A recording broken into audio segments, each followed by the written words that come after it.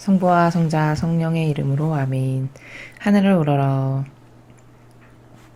사랑할 하느님 아버지 뜻 안에서 스승이신 예수님과 도움이신 성령님과 사랑할 성모님과 성요셉 아버지와 성미카엘 대천사와 하늘의 모든 거룩한 천사들과 성인들의 정구를 청하며 기도드립니다.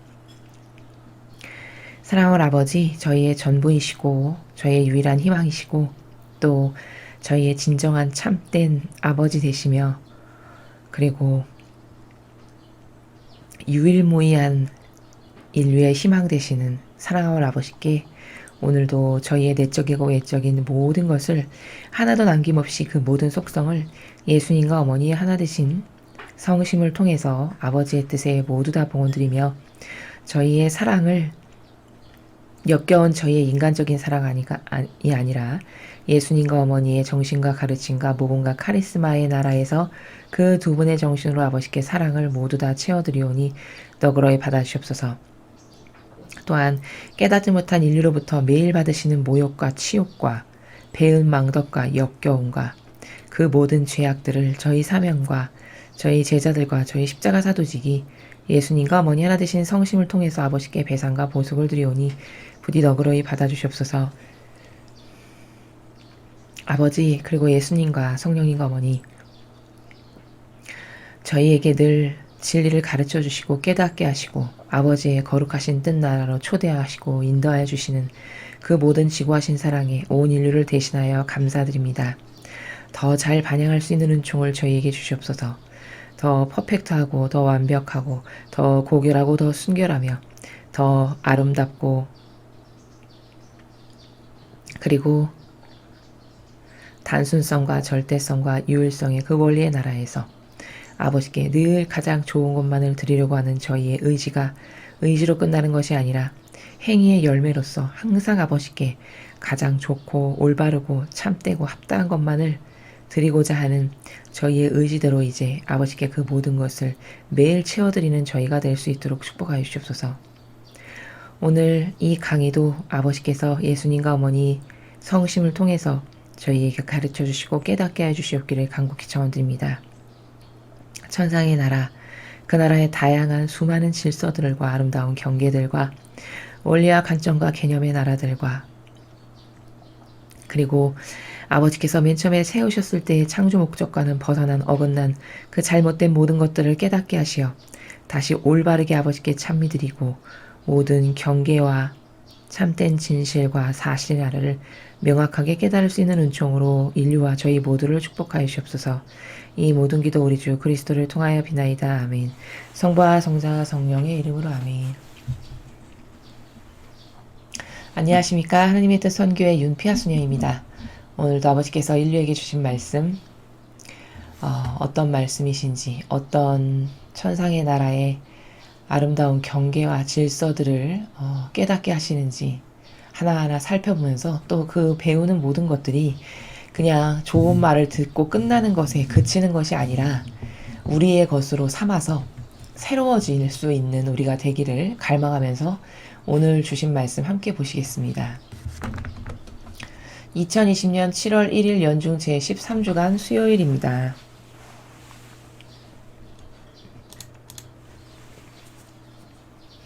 제1독서 아모스 예언서 5장 14절에서 15절, 21절에서 24절까지의 말씀입니다. 너희는 악이 아니라 선을 찾아라. 그래야 살리라. 그래야 너희 말대로 주 만군의 하느님이 너희와 함께 있으리라. 너희는 악을 미워하고 선을 사랑하며 성문에서 공정을 세워라. 어쩌면 주 만군의 하느님이 요셉의 남은 자들에게 자비를 베풀지도 모른다. 주님께서 말씀하신다. 나는 너희의 축제들을 싫어한다. 배척한다. 너희의 그 거룩한 집회를 반길 수 없다. 너희가 나에게 번제물과 곡식제물을 바친다 하여도 받지 않고 살진 짐승들을 바치는 너희의 그 친교 제물도 거들떠보지 않으리라. 너희의 시끄러운 노래를 내 앞에서 집어치워라. 너희의 수금소리도 나는 듣지 못하겠다. 다만 공정을 물처럼 흐르게 하고 정의를 강물처럼 흐르게 하여라. 주님의 말씀입니다. 하느님 감사합니다.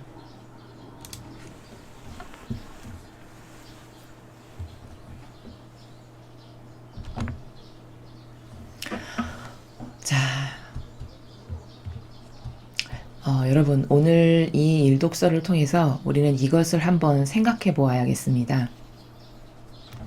하느님께서는 온 우주 만물과 그리고 우리를 창조하실 때 그 모든 것이 창조의 목적과 계획이 있으셨다는 겁니다. 나무도, 저 작은 풀 한 포기도, 꽃 한 송이도, 지나가면서 지저귀는 새 한 마리도, 그리고 우리가 미물이라고 깔보는 보잘것없는 그런 짐승들 있죠. 곤충들, 이런 작은 것, 개미 하나, 이런 것 하나까지도 다 만드신 창조의 목적성이 있고 이유가 있고, 그리고 그 각각의 창조 계획들이 있다라는 거죠. 자, 죄라는 것은 어떤 것이냐면요, 이러한 창조의 목적과 계획성에서 벗어나는 모든 것이 사실 다 죄입니다. 인간은 그 창조와 목적성의 계획에서 벗어나는 것이 무엇인지도 모르고요. 그리고 계획성과 목적성이 있다는 것 자체도 이미 인식하지 않고 살아간 지가 너무 오래되었습니다. 그러니까 무질서하게 사는 거거든요. 그러니까 이 세상이 어른을 어른으로 공경할 줄 모르고, 아버지를 아버지로, 어머니를 어머니로, 할머니 할아버님을 할머니 할아버님으로 공경하지 않고 살아가도 하나도 이상하지 않거나 그것에 의해서 부끄러움을 느끼거나, 아, 달라져야 되겠다, 나는 이게 부족하구나, 이것을 느끼지 못하는 이 인류가 무엇을 반증하는 거냐, 그 정도로 무질서하게 살아가는데 아무렇지도 않을 만큼 악에게 점령당하고 있다는 바로 그 증거입니다. 그런데 하느님하고 인간이 얼마나 다르냐면, 얼마나 하느님의 속성과 인간은 변질되어 떨어져 나왔냐면, 아버지는 그런 무질서를 절대 용납하시지도 않거니와 그렇게 무질서하게 만드신 게 단 하나도 없다는 겁니다. 아무리 미물이어도. 그럼 이렇게 계획성과 그분의 목적대로 올바르게 그 위치에서 반영하고 살아갈 때만이, 그럴 때만이 하느님의 뜻에 올바르게 반영하고 살아가는 영혼이요, 그분과 하나 되어 교감하면서 살아가는 영혼이고, 이럴 때만이 평화를 누리는 영혼이고, 이럴 때만이 창조 계획과 목적성에 의해서 올바르게 지금 참되게 바르게 살아가고 있는 영혼이다 라고 말할 수 있는 겁니다. 오늘 일독서를 통해서 우리가 볼 수 있는 것은, 이 질서에서 벗어난 인간이 아무리 하느님께 대단하고 좋은 걸 해드린다고 해봤자 아버지는 그것을 역겹게 여기신다는 거죠. 그러니까 여기 15절에 지금 저렇게 말씀하시는 저 행간의 나라가 다 뭐냐, 나는 너의 축제들을 싫어한다, 너희의 그 거룩한 집회를 반길 수 없다, 배척한다, 너희가 나에게 번제물과 곡식제물을 바친다 해도 받지 않고 살찐 짐승들을 바치는 너희의 그 친교제물도 거들떠보지 않을 거다. 그 시끄러운 노래를 내 앞에서 집어쳐라. 수금소리도 나는 듣지 못하겠다. 이렇게 줄줄이 말씀하시는 내용이 다 뭐냐, 인간이 뭘 하느님을 사랑해서 아버지 노래를 불러드릴게요, 제물을 바쳐드릴게요, 이런 축제 행사를 아버지께 봉헌드립니다, 이런 거 다 듣기 싫고 배척하고 집어치우라고 하시는 거예요. 그럼 왜 그럴까? 하느님이 인간이 하느님 아버지를 사랑하고 공경하는 게 싫어서실까? 그게 아니라 이 모든 것은 어떨 때만이 아버지께 올바르게 바쳐지는 것이고 값있게 바쳐지는 것이냐, 먼저 근본이 돼야 된다는 거예요. 기본이. 그럼 그 근본과 기본이 뭐냐, 창조 목적대로 그 목적성과 계획성에 맞게 자신의 본연의 위치를 알고 깨달아서 거기에서 그 위치에서 아버지께 올바로 반영하고 합당하게 찬미하고, 그런 기본이 갖춰진 다음에, 그런 다음 하느님께 찬미 드리고 축제를 베풀어 드리고 번제물을 드리고, 이러면 아버지께서 비로소 받으신다라는 거예요. 즉 다르게 표현하면 무슨 말이냐, 나는 하느님을 잘해드리는 것 같이 하느님께 이렇게 수많은 것들을 해드리는 척 한다는 거죠. 축제를 잘 지켜드리는 것 같고, 아버지께 많은 예물과 제물을 드리는 것 같고, 번제물과 곡식제물과 살찐 짐승을 드리고, 찬미를 부르며 이렇게 하는 게 왜 역겹다 하시느냐. 너는 나한테 그렇게 잘하는 것처럼 겉으로 코스프레는 온갖 것은 다 하는데, 사실 너의 본 속성, 본 마음의 의지와 그 밑에 깔려있는 너 마음의 원래 나라는 뭐야?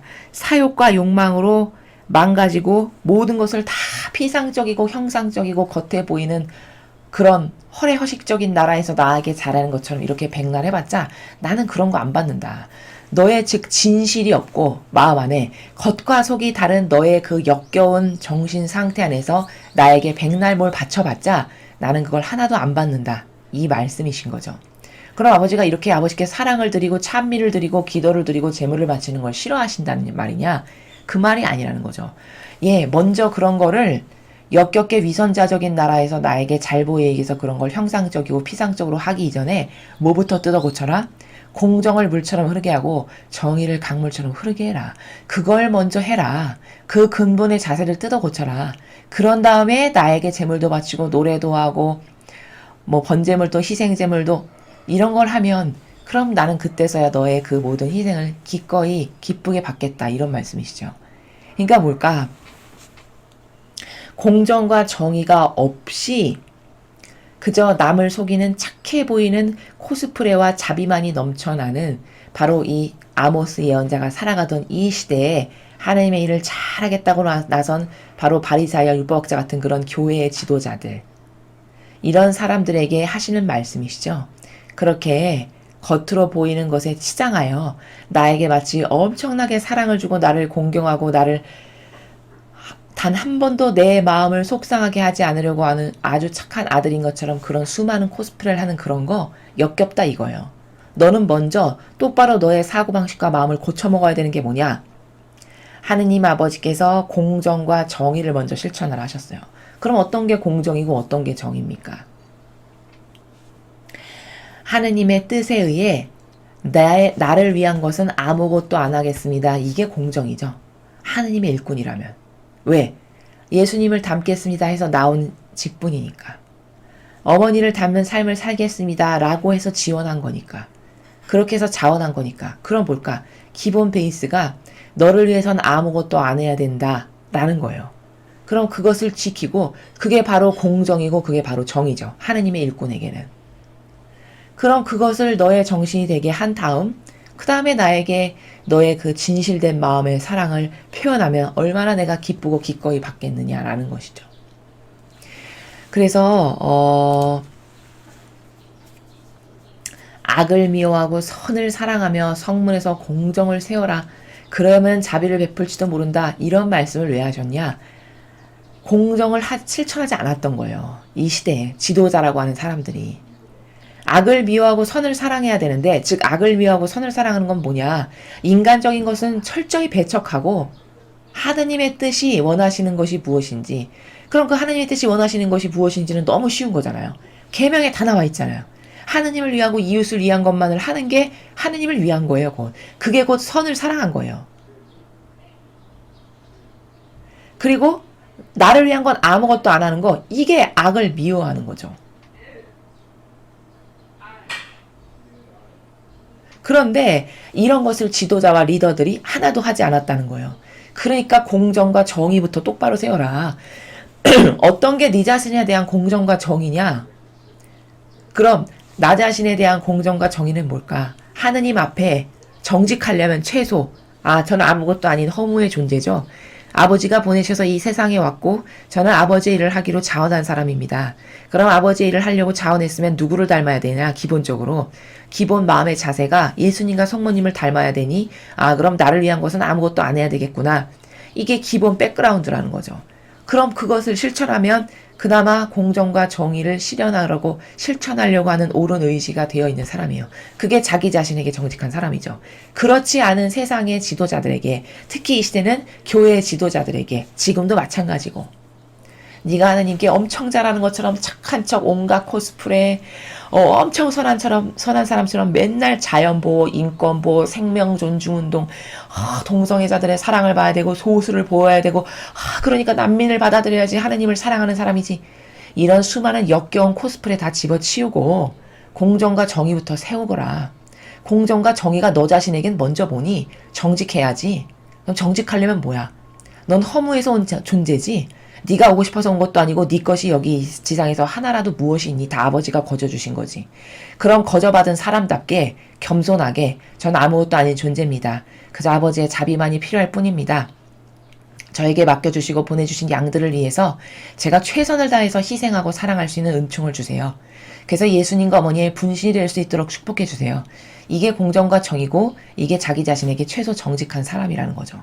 이런 마음의 기본 근본도 없는 그런 리더여 지도자라고 칭송받는 사람이 나에게 송아지 1000마리, 10,000마리, 1억 마리 갖다 바친다 해서 나는 그 재물이 오히려 역겹지 하나도 향기롭게 느껴지지 않는다. 이렇게 말씀하시는 것을 오늘 아모스 예언자를 통해서 우리에게 주고 계시는 겁니다. 여러분 가만히 생각해 보십시오. 여러분도 개인적으로 누구에게 반감이 드는가를 잘 생각해 보세요. 속이는 사람에게 가장 반감이 들게 돼 있거든요.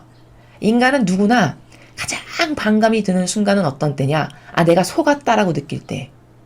그럼 그 속았다는 건 뭘까? 겉과 속이 다른 처신으로 내 앞에서는 요렇게 처신했는데 사실 속 의지는 완전히 마귀고 악마고 온갖 이기심과 자애심과 사욕과 욕망밖에 없는. 이것을 알게 되면 자신의 원래 속 의지는 그건데 내 앞에 와서는 착한 척 온갖 것을 다 한다면 이게 얼마나 역겨운 것입니까? 이 갭의 크기만큼 역겹겠죠. 이 코스프레를 잘하는 이 달인의 수준만큼 역겹겠죠. 바로 그 말씀을 하시는 거예요. 그럼 여러분 이 관점으로 교회 지도자뿐만 아니라 세상의 리더들을 보십시오. 한 나라의 대통령도 장관도 차관도 국회의원도 수많은 기업의 CEO도 이런 정신과 관점으로 한번 보시라는 거예요. 그럼 저 사람이 진짠지 가짠지도 보일 것이고 저 사람이 얼마나 역겨운 존재인가도 다 볼 수 있다는 거죠. 그래서 우리는 최소 하느님께 역겨움과 모욕만큼은 안 드리는 존재가 되려면 뭘 해야 되냐면 자기 자신에게 정직해야 됩니다. 자기 자신에게 정직하다는 게 뭘까? 자신의 근본 위치를 깨닫고 인정할 줄 알아야 돼요. 나는 하느님의 뜻이 이 세상에 보내셨고 그러니까 허무의 나라에서 왔고 그러므로 나는 오로지 아버지의 은총으로 지음받았고 빚어졌고 세상에 태어났고 내가 누리는 모든 것은 다 하느님의 은총이 없으면 절대 누릴 수 없는 이 모든 것들. 그럼 이런 아버지 앞에 나는 어떤 존재여야 될까? 아버지, 저는 아무것도 아닌 허무였네요. 제가 지금까지 깨닫지 못했습니다. 그러므로 아버지께 저는 늘 감사드리고 찬미드릴 것밖에 없는 존재네요. 왜? 나에게 베풀어주신 이 모든 것들이 다 하느님에게서 왔으니까. 그러므로 저는 그저 아버지께 항상 감사드리고 찬미드립니다. 더 잘 반영할 수 있는 은총을 주세요. 그리고 정직하여 아버지 앞에 아무것도 아닌 존재임을 깨닫고 올바르게 인식하고 반영하여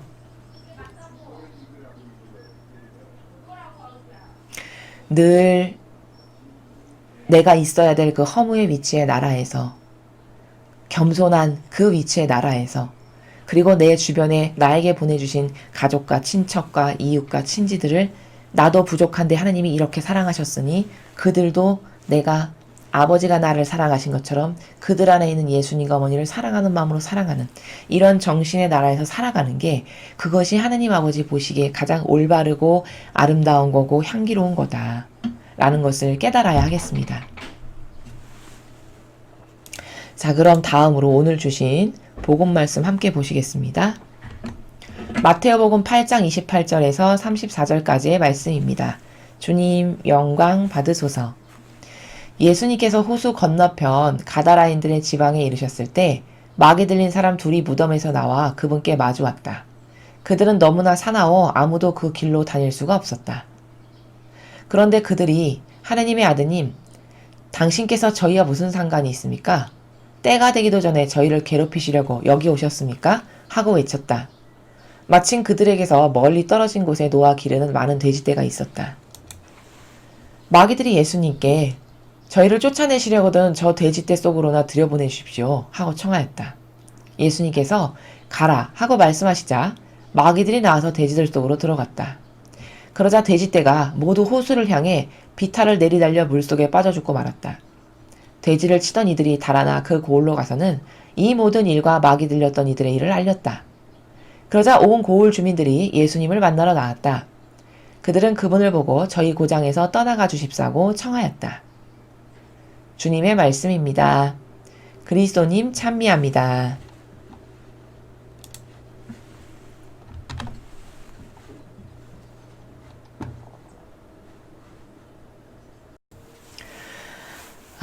자, 여러분 오늘 이 마테오 복음을 통해서 배울 것이 참 많이 있습니다. 가장 먼저 첫 번째로 오늘 읽으신 이 복음을 통해서 우리가 반드시 알아야 될 게 뭐냐? 첫 번째는 이겁니다. 여기 이 고장 사람들의 반향을 보세요. 지금 예수님께서 이 고장에 나다니는 마귀를 사실 없애주시고 물리쳐 주신 거거든요. 근데 이들이 오히려 그것을 기뻐하고 감사하고 고마워하냐? 아니에요. 이들의 반향을 보십시오. 어떤 일이 일어났죠? 예수님께서 그런 일을 하시고 난 다음에 온 고을 주민들이 예수님을 만나러 왔어요. 누가 가서 이야기를 했길래 온 고을 주민들이 예수님을 만나러 왔냐? 돼지 치던 사람들이 다 달아나가지고 이 고을로 죄다 온 거예요.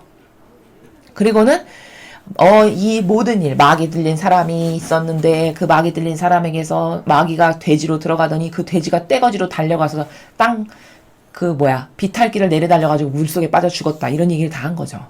그 이야기를 다 들은 이 고장 주민들의 반향을 보십시오. 예수님을 만나러서 뭐라고 하죠? 제발 이 고장에서 떠나가라고 이렇게 이야기합니다. 자, 이게 뭘까? 여러분 여기서 우리가 발견해야 될 중요한 관점이 하나 있는데 그게 뭐냐? 이렇게 인간 안에 있는 인간적이라고 하는 것은 모든 악만을 대변하는 속성이라는 거예요. 여러분 이 사람들이 왜 예수님께 떠나가 달라고 이야기했을까요? 자기네 돼지 다 죽여서 경제적 손실이 나니까 싫은 거예요. 더 이상 있다가 또 다른 가축까지 또 죽고 또 그런 경제적 손실을 나한테 입힐까봐 그게 싫은 거죠. 그럼 이게 뭘까? 인간의 사욕과 욕망과 이기심이라고 하는 이런 인간적 속성이 항상 마귀다. 이거를 입증할 수 있는 거죠. 여러분, 정상적이고 신적인 근본적인 사고방식이 잘 되어 있는 사람이라면, 즉 영적인 것이 뭔지 알고 진리를 사랑할 줄 아는 사람이라면 이렇게 반향하지 않았겠죠. 우리 고장에 있는 그 고질적 마귀, 두 인간 안에 있었던 마귀를 완전히 몰아내서 없애주셨어요. 예수님께서. 그럼 어떻게 반향할까요? 정신이 올바로 된 사람이면 예수님 감사합니다. 이 고장에 있던 이렇게 무서워서 그 앞에 지나가지도 못했던 그 마귀를 없애주셨네요. 아니 이 고장에 있는 아직도 남아있는 마귀 그거마저도 싸그리 다 없애주세요. 이렇게 간청하겠죠. 근데 이들은 그렇게 간청 안 했어요. 여러분이 보시다시피 어디서 이상한 사람이 하나 와가지고 우리 경제적 손실만 입히게 해. 저 사람 뭐야? 듣도 보도 못한 생전 처음 보는. 제발 좀 우린 여기 있지 말고 딴 데 가라고 그러라고. 이게 인간적인 나라에서 인간이 기껏 신성을 대하는 나라의 수준이 바로 이런 거예요. 그럼 왜 이렇게 그리스도를 이렇게밖에는 못 대할까? 다 어디에 지금 속고 있는 거죠? 이 고장 사람들이 자기의 이기심과 자애심 거기에 속은 거예요. 그 프레임 안에 갇혀서 사니까 이기심 자애심밖에 안 보이고 그 나머지 이의 것은 다 하나도 안 보여요. 중요치도 않고 관심도 없어요. 근데 문제는 뭐냐? 이 자기가 갇혀있는 이기심과 자애심이라는 프레임 너머에 있는 게 사실은 더 중요하고 더 자기 영혼에게 훨씬 돼지가 억마리 죽는 것보다 더 중요한 영혼과 관련된 직접적 문제인데도 불구하고 거기엔 관심도 없고 그 나라에는 생전과 듣도 보도 못했기 때문에 그것이 중요한지도 몰라요. 그러니까 예수님께 이런 반향을 하는 거예요. 이건 뭘까? 대다수의 인간이 지구상에 살아가는 대다수의 인간이 이들과 다른가 같은가를 봐야 되겠죠. 그럼 나는 이 사람과 다른가 같은가 이걸 또 봐야 되겠죠. 나는 이 예수님을 몰아낸 고장 사람들하고 나는 과연 같은 정신세계에서 살아가는 수준인가? 아니면 나라면 이런 상황에 처했을 때 예수님 너무 감사합니다. 이 고장에 있던 마귀를 이렇게 다 없애주시다니. 남아있는 마귀도 싸그리 다 없애주셔서 이 고장에서는 마귀는 찾아볼래야 찾아볼 수 없도록 다 대청소를 해주세요. 이렇게 청원하겠죠. 이게 영적인 걸 사랑하는 사람이고 진리를 아는 사람이고 아버지 뜻만을 사랑하는 그런 사람이 반향하는 나라는 바로 이런 나라예요. 그럼 대다수의 사람이 지금 돼지 죽었으니까 이렇게 반향하는 나라의 사람들과 거의 대동소이 비슷할 거라는 거죠. 얼마든지 유추가 가능하시죠. 그럼 그건 뭘까? 인간의 수준이라는 것은 아무리 많이 배웠다 한들 하버드 아니라 하버드 할아버지 대학을 나왔어도 그 이기심과 자애심이라고 하는 그 허들을 뛰어넘지 않으면 그 허들을 뛰어넘어서 반드시 저 다른 세상에 있는 것을 바라볼 수 있고 그것이 얼마나 중요하고 나의 영혼에게 진짜 소중한 것들, 가치들인지를 알고 깨닫지 못하면 100만 년, 1000만 년, 억만 년 살아도 이 사람들하고 별반 다르게 반영할 수 없는 게 나라고 하는 인간의 한계성이다 라는 걸 발견해야 됩니다. 그래서 인간적인 게 왜 막인가 잘 이해가 안 가시면 오늘 이 사람들을 보세요. 이 사람들이 예수님을 이렇게 대한 건 자기의 인간적 속성 때문이었어요. 그럼 인간적 속성이 뭘까? 이기심, 자애심. 내 거에 손해가는 거 싫지. 내 재산에 손해를 가게 하니까 싫은 거예요. 사욕과 욕망. 이런 모든 게 다 나를, 내 영혼을 올가미처럼 가두고 그 안에서만 너는 한평생 네 사욕과 욕망과 시기심과 자애심, 이기심만 따르다 죽어라라고 가둬놓는 마귀의 그물임을 모른다는 거죠. 그래서 오늘 이 반향하는 사람들의 이 반향을 통해서 나는 이 사람들하고는 좀 다른가? 아니면 같은가? 아니면 더 심한가? 객관화를 시킬 줄 알아야 되겠죠. 자, 두 번째. 오늘 보신 이 복음에서 또 하나 발견할 수 있는 거는 마귀도 명령이 떨어져야만 움직인다라는 거죠. 두 번째 관점. 악도 자기 멋대로 하지를 않고요. 여기 보니까 예수님께 저희를 쫓아내시려거든 저 돼지떼 속으로나 들여보내 주십시오. 이렇게 청원을 해요. 그러니까 예수님께서 가라 명령하셨어요. 그러니까 명령이 떨어지니까 그 다음에 마귀들이 그 사람에게서 나와서 돼지 속으로 들어가죠. 그리고는 그 돼지가 호수 비탈길을 내리달려서 물속에 죄다 빠져서 죽었어요. 그럼 여기를 통해서 우리가 발견할 수 있는 두 번째 원리가 뭘까? 아, 악도 하느님의 천사도 다 명령이 있어야, 즉 하느님 아버지의 예수님의 명령이 있어야 움직이지 자기 마음대로 할 수 있는 것은 없다라는 거예요. 여러분 이 원리는 욥기를 통해서도 우리가 발견할 수 있죠. 욥에게 어느 날 천상의 나라의 마귀가 다가와서 하느님이 욥을 자랑하세요. 내 아들 욥 잘 있냐? 아유, 그 아버지가 그렇게 눈동자처럼 보호하시고 이렇게 우리 삼아서 감싸주시는데 얼마나 잘 지내겠습니까? 이렇게 비아냥거려요, 마귀가. 그러니까 하느님께서 뭐라고 하셨죠? 그래? 내 아들 욥이 엄청 훌륭한데 너는 그걸 못 믿겠단 말이지? 그래, 그럼 내가 한번 테스트를 한번 해보면 알지. 너 가서 그 내 아들 훌륭한 욥 목숨만은 건드리지 말고 나머지는 다 네 맘대로 해보거라. 이렇게 허락을 하세요. 그러니까 그때서야 비로소 가서 마귀가 욥에게 가족도 치고 자식도 치고 뭐 피부병 생기게 이렇게 하죠. 이게 다 뭘까? 마귀도 하느님 허락 없이는 아무것도 자기 마음대로 할 수 없는 영적 세계의 질서를 우리가 볼 수 있는 거죠. 자, 그리고 세 번째. 오늘 이 복음에서 볼 수 있는 세 번째 관점은 뭐냐? 자, 여러분 잘 보세요. 여기 마귀 들린 사람 둘이 있었어요. 28절에 보면. 이 고장에 아주 골칫거리 두 명이 있는데 마귀 들린 사람 둘이 무덤에서 나와서 이 동네를 돌아다니는 이상한 영 들린 사람이 두 명이 있었던 거예요. 근데 너무나 사납고 무서워가지고 동네 사람들이 그 길로 못 다닐 만큼 아주 이상한 사람들이었거든요. 완전히 마귀 들쓰인 사람들인 거죠. 자, 그런데 마귀 들린 사람 둘뿐이었는데 거기서 하느님께서 즉 예수님께서 허락하시니까 두 명의 영혼에게서 나온 마귀가 돼지들한테 떼거지로 들어가서 돼지 떼가 죽었다고 이렇게 되어 있어요. 그럼 여기서 발견할 수 있는 게 뭘까?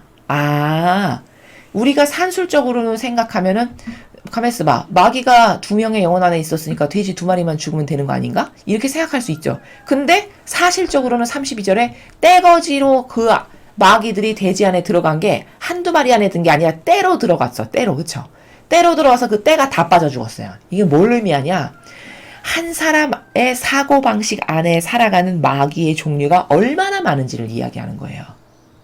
그러니까 그 많은 돼지 떼 안으로 다 들어가서 돼지가 그냥 단순히 몇 마리가 죽은 게 아니라 떼거지로 다 죽어서 이 동네가 난리가 난 거잖아요. 이게 뭘까?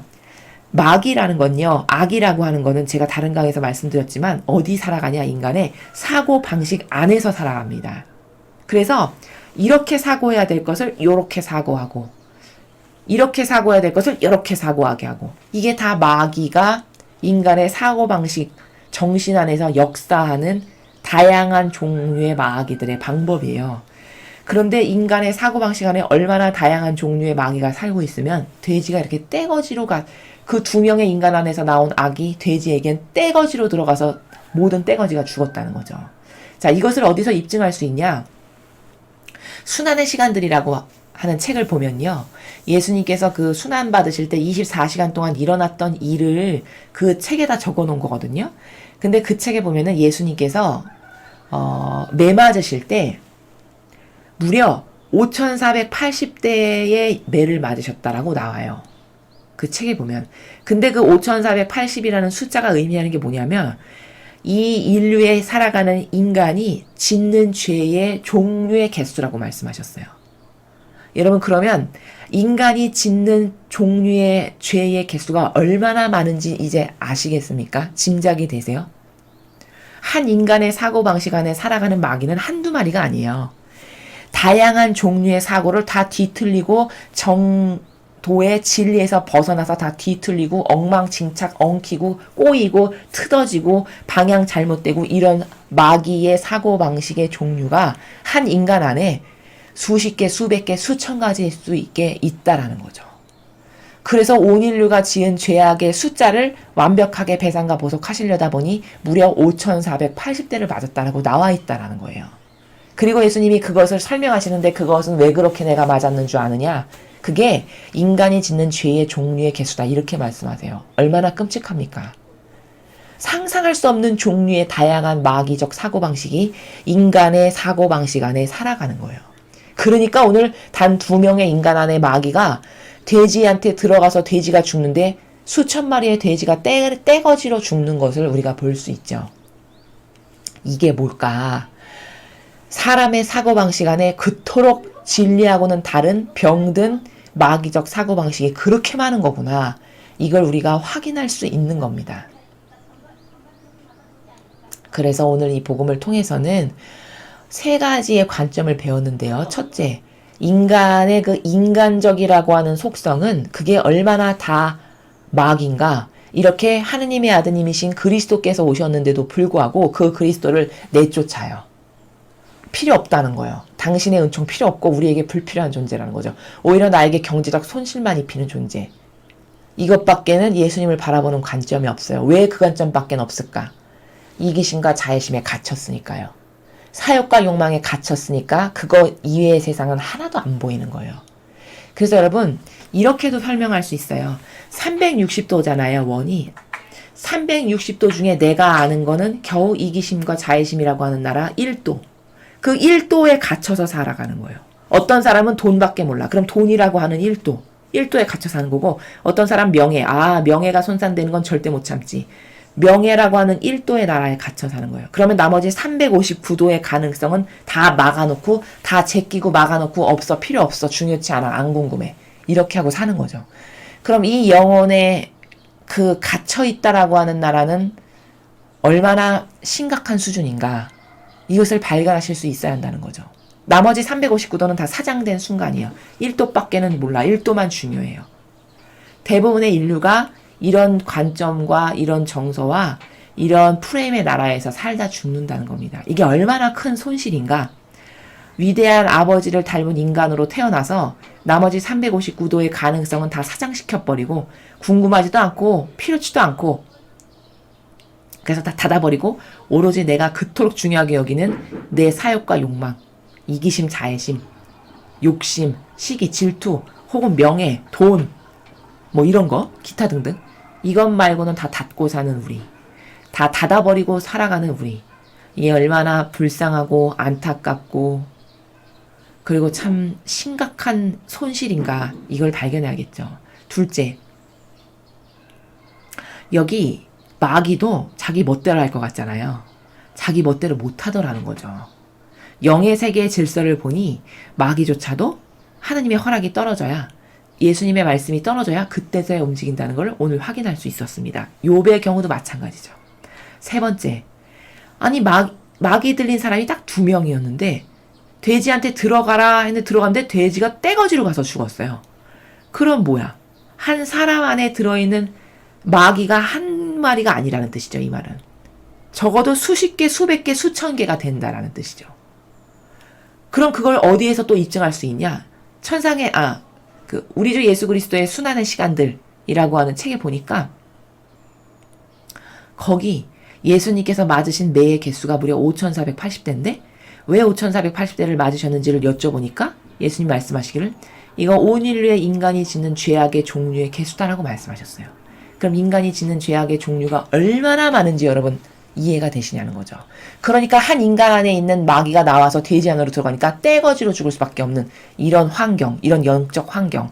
이 영적 환경이 곧 나의 환경이다. 이걸 인식할 수 있는 게 객관화예요. 자, 그래서 오늘 우리는 일독서 아모스 예언서를 통해서는 왜 재물도 필요 없고 노래도 필요 없고 네가 바치는 건 다 필요 없다, 역겹다. 나는 거절한다. 왜 그러셨을까? 찬미 받는 게 싫으셔서인가? 사람을 차별하시나? 그게 아니라 그 모든 것은 다 아버지를 위한 진실된 마음에서 나라했을 땐 다 좋은 겁니다. 근데 단 여기서 왜 아버지가 역겹다, 치워라. 먼저 공정과 정의를 실천해라. 그 말씀을 왜 하셨냐? 이 리더와 지도자라고 하는, 특히 교회 리더와 지도자라고 하는 사람들이 너무나도 겉과 속이 다른 처신으로서, 위선적 처신으로 겉으로는 아버지를 엄청 위하고 사랑하는 것처럼 그냥 재물 많이 바치고 기도하고, 기도도 예수님은 이렇게 말씀하시잖아요. 모퉁이에 서서 기도한다고. 왜? 이쪽에서도 보이고 이쪽에서도 보이고 나는 이렇게 열심히 기도하는 사람이라고 보여지기 위해서 모퉁이에서 하는 거죠. 긴 성구갑을 누리고 다 이런 거 왜 그럴까? 거룩해 보이고 싶으니까. 이게 다 뭘까? 이게 위선자적인 속성이에요. 그 속의지는 사욕과 욕망으로 가득 차서 자신들만을 위한 제도와 전통을 만들고 살아가잖아요. 실제로 그렇잖아요. 실제로 지금의 교회도. 예수님이 만드신 그 제도와 전통, 신적 질서를 따르고 살아갑니까? 자신들이 만든 교계 제도와 전통을 따르고 살아갑니까? 자신들이 만든 교계 제도와 전통을 따르고 살아가잖아요. 실제로. 무려 1700여 개가 넘는 교계 제도와 전통을. 그런데 겉은 그렇게 보이기 싫으니까 온갖 처세의 나라는 다 가지고 있는 거죠. 지금 예수님, 아버지께서 말씀하시는. 이런 다양한 코스프레의 나라. 집어치우라는 거예요. 역겹다라는 거죠. 왜? 겉과 속이 다르니까. 속은 그렇게 사욕과 욕망의 뱀이 드글드글한데 겉은 나에게 착실하고 충직한 종처럼 보이기 위해서 하는 그 너희의 처신 아주 지긋지긋하다. 나는 거절한다. 이렇게 말씀하시는 거예요. 너가 바치는 그것을 잘 받게 하려면 너는 뭐부터 근본부터 뜯어 고쳐야 되냐? 너는 공정과 정의부터 실천해라. 이렇게 말씀하셨어요. 그럼 공정과 정의가 도대체 뭔가를 알아야 되잖아요. 공정과 정의는 남에게만 잣대를 들이대는 게 공정과 정의인가요, 여러분? 공정과 정의는 먼저 나 자신에게부터 잣대를 들이대야 돼요. 그럼 나 자신에게 그 잣대를 들이대면 그건 뭐라고 부르는 거냐? 이땐 정직이라고 부르는 겁니다. 나 자신에게부터 먼저 정직해야 돼요. 하느님 앞에서. 그럼 하느님 앞에서 정직하다는 게 난 정직한데? 나 빵 하나 훔친 거 없고 남에게 손에 끼친 거 없는데 난 이 정도면 정직하지. 이건 정직이 뭔지를 몰라서 이야기하는 거예요. 또 다른 측면에서는. 그럼 정직이 뭘까? 나는 허무의 나라에서 순전히 아버지의 은총으로 이 세상에 왔죠. 내가 오고 싶어서 온 것도 아니고 내가 빚어 만들어서 부모 뱃속을 통해서 나올 수 있게 할 능력도 안 돼요. 나는. 순전히 신의 자비와 은총에 의해서 세상에 왔어요. 그럼 허무에서 아버지의 특별한 사랑으로 지음받은 존재예요. 벌써 여기부터가 출발 자체가 허무의 존재구나. 이게 정직이에요. 근데 이런 허무의 존재에게 부모님도 보내주셨지, 형제자매도 보내주셨지, 내가 먹고 살 수 있는 직업을 가질 수도 있게끔 은총을 주셨지, 공부할 수 있게 해주셨지. 이 모든 게 다 아버지가 베푸신 은혜라는 거예요. 사람으로 봤을 때 내가 열심히 노력해서 한 것 같죠. 그렇지만 노력할 수 있는 은총도 다 아버지가 주신 거예요. 공부할 수 있는 머리를 주신 것도 하느님 아버지가 그 머리를 주셨기 때문에 내가 공부할 수 있는 가능한 내가 된 거다 이겁니다. 그럼 나의 본적지가 어디냐? 허무구나. 이게 정직한 영혼이에요. 그럼 허무에서 온 영혼이 내 것을 주장한다는 게 이게 말이 됩니까? 말이 안 되죠? 말의 베이스 자체가 안 되는 것을 주장하고 살아요. 한평생 대부분의 인간이. 이게 뭘까? 근원을 모르기 때문이에요. 나는 허무에서 왔고 순전히 아버지의 자비와 은총으로 세상에 태어난 거구나. 그럼 그분의 자비와 은총으로 거저 목숨을 받아서 태어난 내가 내 것을 주장할 것이 있는가 과연. 그것을 주장하는 것 자체가 정직하지 않은 거구나. 이걸 발견할 수 있는 게 정직이에요. 그럼 이런 정직한 영혼이라면 하느님 앞에 어떤 마음의 자세를 갖게 될까요? 그저 감사하고 찬미 드릴 것밖에 없는 게, 이게 허무의 나라에서 온 영혼이 아버지께 드릴 수 있는 최소한의 정직의 나라잖아요. 그럼 이런 정신에서 살아가나요? 지금 인류가? 그런 사람이 거의 없죠. 그럼 세상에 살아가는 사람은 진리를 모르니까 그럴 수 있다라고 그럼 양보를 한다 쳐요. 그러면 최소 하느님의 일꾼들만이라도 이렇게 살아가야 되잖아요. 왜? 나는 금호봉으로 살겠습니다라고 자원한 사람들이니까. 나는 예수님과 어머니의 정신이 너무 멋있고 너무 향기로워서 나도 좀 그 정신으로 한번 살아보겠습니다라고 자원한 사람들이잖아요. 그럼 그 두 분의 정신세계를 닮아야 되겠다라는 최소 옳은 의지라도 가지고 있어야 되겠죠. 아무리 부족해도 의지만은 똑바로 가질 수 있잖아요. 그럼 그 의지를 갖고 그것을 행하기 위해서 노력하는 가운데 부족한 것은 하느님이 용서를 해주신다라는 거예요. 왜? 의지가 올바르니까. 그치만 그 의지 자체가 사욕과 욕망으로 내 것을 주장하고 내 것을 만들어 펼치고 제도와 전통을 만들어서 이게 옳다, 아버지 건 다 폐기하고 버리고 이것을 따라 남에게도 강요해. 야, 이게 옳은 거니까 너도 따라야지. 이건 의지 자체가 잘못된 겁니다. 이건 공정과 정의의 나라의 기본 자체도 안 돼 있는 거예요. 정직성도 없는 거예요, 최소. 그럼 그런 자기 자신에게도 정직하지 못한 사람이 아버지 앞에 뭐를 잘해드릴 거라고 하는 것을 아버지가 그걸 향기롭게 받으시겠냐는 거죠. 역겨운 걸로 여기시겠죠. 이것을 말씀하시는 거예요. 깨달으라고. 특히 지도자와 리더들에게. 그래서 우리는 자기 자신을 깨닫는 것, 이거 진짜 중요한 거거든요. 내가 누군가, 내가 어디서 왔고 나의 근원은 뭔가, 그럼 나의 근원이 어디고 그 근원으로부터 파생된 나는 도대체 따라야 될 기준이 뭐고, 나는 어떤 정신으로 살아갈 때 그 근원을 반영한 세계에서 살아가는 존재가 되는 것인가, 이것을 생각해야 되는 게 프로세스적인 거기고 과학적인 사고방식이고 최소 지성을 갖고 있는 인간이 살아가는 사고방식의 나라다라는 겁니다. 이런 정직이 먼저 나부터 뒷받침이 되고, 그리고 공정과 정의라고 하는 것은 예수님께서 이 지상에서 오셔서 세우신 공정과 정의가 있으시잖아요. 그 공정과 정의가 뭐예요? 아버지의 뜻만을 행하는 거다. 나에게 보내주고 맡겨준 이웃만을 위해서 희생하는 거다. 이게 다 예수님이 보이신 공정과 정의의 모범이시잖아요. 그럼 너가 그것을 행해라. 그것을 행하는 것이 네가 이렇게 코스프레 가운데 온갖 겉과 속이 다른 남을 속이는 나라에서 나에게 무엇을 잘 사는 사람인 것처럼 보이는 이 역겨운 것보다 그게 100배 낫다라고 말씀하시는 거죠. 그래서 이런 관점, 이런 나라, 이런 정신세계, 이게 이 세상에 살아가는 지도자여 리더들에게 지금 구축되어 있고 구현되어 있는가. 그 관점으로 리더와 지도자를 잘 보십시오. 그렇지 않은 사람에게는 절대 동조하거나 협력하면 여러분까지도 망한다는 사실을 명심하셔야 됩니다. 그리고 우리 개인 각자도 하느님 앞에 옳은 정신으로 살아가려면 나 자신에게 먼저 정직할 줄 아는. 그래서 하느님이 나를 보셨을 때, 아, 그래, 너는 최소 네 자신에게 정직한 영혼이구나 라고 아버지가 보실 수 있게끔 최소 스스로 정직하게 인정할 줄 알고 자신의 부족함을 깨닫고 반성하고 뉘우치고 회개할 줄 알고, 그래서 이렇게 매일 배우는 진리로 고칠 수 있는 이런 사람이 되어야 된다라는 겁니다. 오늘 복음을 통해서 3가지를 배웠습니다. 첫째, 예수님을 배척하는 이 인간의 한계성은 무엇 때문인가? 인간적이라고 하는 나라에서 반로되는 모든 것이 이 신적인 것을 거부하며 악을 따르게 하는 반로다. 이게 답이고요. 둘째, 악도 예수님이나 아버지께서 가라, 와라, 명령하시니까 그때서야 움직이는구나.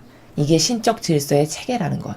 셋째, 인간 2명 안에 있는 마귀가 돼지에게 들어갔는데 떼거지로 죽었어요. 그럼 인간 둘이니까 2개의 마귀만 있는 거라고 생각되기 쉬운데, 죽은 걸 보니까 떼거지로 죽었네? 이건 뭘 반증하는 건가? 아, 사람의 사고방식 안에는 작게는 몇십 개부터 수백 개, 수천 개에 이르는 마귀가 살아가는 거구나. 그럼 그 마귀라는 게 도대체 뭘까? 진리라고 하는 그 아버지가 따라야 될 규칙을 주셨어요. 그 규칙에서 벗어나게 사고하는 모든 게 다 마귀입니다. 즉 신적 질서, 거룩한 사랑, 진리라고 하는 이런 어떤 규칙과 경계를 주셨잖아요. 근데 이 규칙과 경계에서 벗어나서 사고하는 모든 나라가 사고방식 안에 살아가는 각양각색의 다양한 마귀예요. 이게 인간에게 수백 개, 수천 개가 존재하는 거예요. 한 인간마다. 그러니까 마귀가 돼지가 떼거지로 죽죠. 그쵸? 이것을 깨닫고, 그럼 이 수백 개, 수천 개의 마귀를 일일이 때려잡을 수가 없어요. 이것을 총괄해서 묶어서 예수님이 어떻게 말씀하시냐, 관점적으로. 인간적인 것은 신적인 것이 되게 해라. 이렇게 말씀하셨습니다. 놀라운 탁월한 답변이죠. 이 수백 개, 수천 개의 마귀를 때려잡으려면 일일이 어떻게, 언제 그걸 하나하나 다 뽑아요. 뿌레기를 쳐야 되겠죠. 그 근원이 되는 뿌리 밑둥을 잘라버리면 되잖아요. 그럼 그 근원이 되는 뿌리 밑둥을 잘라버리는 예수님의 답변이 우리에게 가르쳐 주시는 그 답이, 솔루션이 뭐냐? 너의 모든 인간적인 것은 다 신적인 것이 되게 하거라. 이거예요. 내가 가지고 있는 수많은 에너지와 자원과 속성과 근성을 다 신적인 것이 되게 하라는 건 뭘까? 다 하느님을 위한 것으로 전환시키는 거예요. 다 이웃을 위한 것으로. 모든 에너지를. 그럼 아무리 약독한 것도 다 훌륭하고 올바르고 좋은 것이 됩니다. 왜? 아버지를 위해서 쓰게 되는 원동력이니까. 이렇게 해서 수백 개, 수천 가지가 되는 인간적인 뿌레기를 단번에 고칠 수 있는 건 너의 그 모든 인간적인 것을 다 신적인 것이 되게 하거라. 이게 답이다라는 것. 그래서 이것을 실천하면 나의 사고방식 안에 있는 인간적이라고 하는 것이 얼마나 나쁜 것인지, 이렇게 자신에게 다가오신 분이 누군지도 모르고 거부해버리는 이 어리석은, 이 우매한 마을 사람들 있죠. 최소 이런 멍청한 일은 안 하겠죠. 이렇게 인간적인 것을 다 배제하고 신적인 것을 살아가려는 올바른 의지를 갖고 있다면 바로 그것을 오늘 예수님께서 깨닫게 하시는 거다라는 겁니다. 자, 오늘 배운 것들 굉장히 중요하고 나의 사고방식과 정신에서 구현해야 되는 그런 것들이죠. 오늘 여러분이 배우신 것들 나의 것이 되게 해서 그 정신세계에서 새로워지고 또 새롭게 탄생하고 오늘도 새롭게 창조돼서 과거의 썩은 인성의 나는 자꾸 벗어버리고 새롭게 아버지의 뜻 안에서 신성의 나라에서, 즉 예수님과 어머니의 정신세계에서 새롭게 태어나는 여러분 모두가 되셨으면 좋겠습니다. 이상으로 2020년 7월 1일 연중 제13주간 수요일 복음의 설을 마치겠습니다. 감사합니다.